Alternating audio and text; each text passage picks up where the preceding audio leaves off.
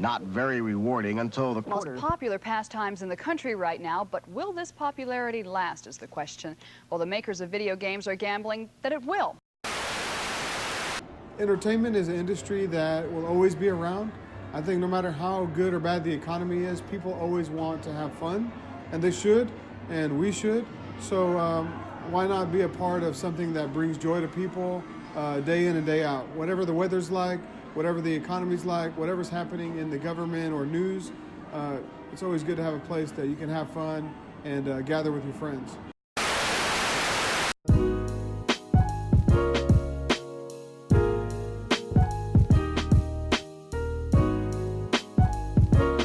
I grew up in the arcades, and we didn't have, I didn't do like sports and all that.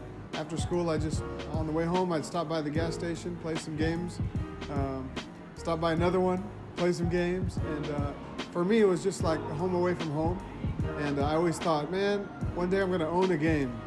And I accidentally bought one time, and then bought another one, and eventually we just opened. So yeah, I was kind of accidentally fell into it. I wish I could have grown up in that generation that spent all their quarters, like all their free time, like at arcades, you know. That seems like a really fun era to live in.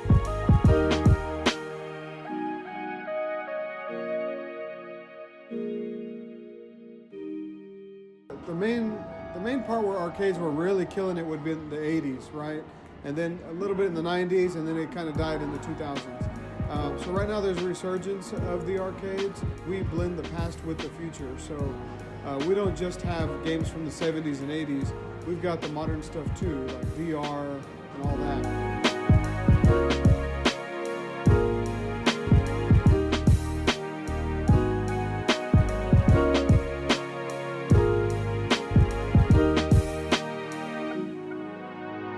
I love this. I love the Texas Gamers Lounge. You know, they take their show on the road, basically. I know that they rent out a lot of these cabinets to like South by Southwest.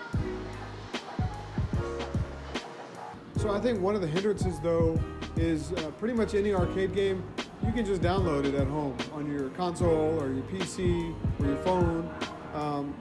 But there's still nothing like the environment of having hundreds of arcade games in one place. All the sounds and the sights and the lights and the people. So we try to create like a whole atmosphere so that you don't just want to go home and play all by yourself.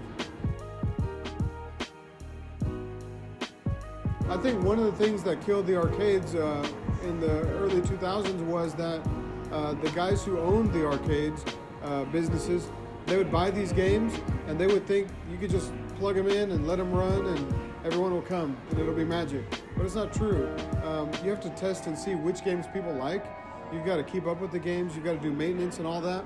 And so that's one thing we do really well. I mean, every week we're maintaining games, almost every day, really. It could be anything from fixing one button to rebuilding a whole monitor and changing capacitors and rewiring stuff. So it could be anything from a 50-cent fix or a $1 fix to a $500 fix, or maybe an $800 repair, depending on what availability of parts and stuff.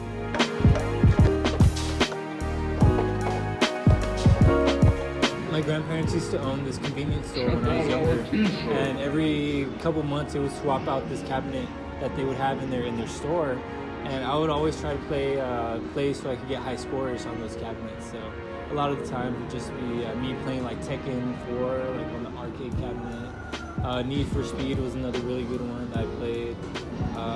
And Street Fighter, man. Street Fighter was another classic. My number one of all time is Street Fighter 2. I feel like I'm pretty good at it. Classic Galaga.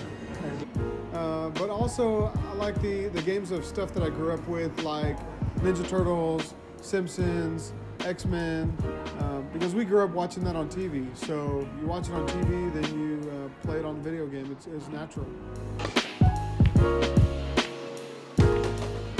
About coming to arcades, don't even think about it. What does arcades mean to me? Okay, I'll be honest with you. When I come in here and there's nobody here, I won't play a single game. Because to me it's boring to play any game alone.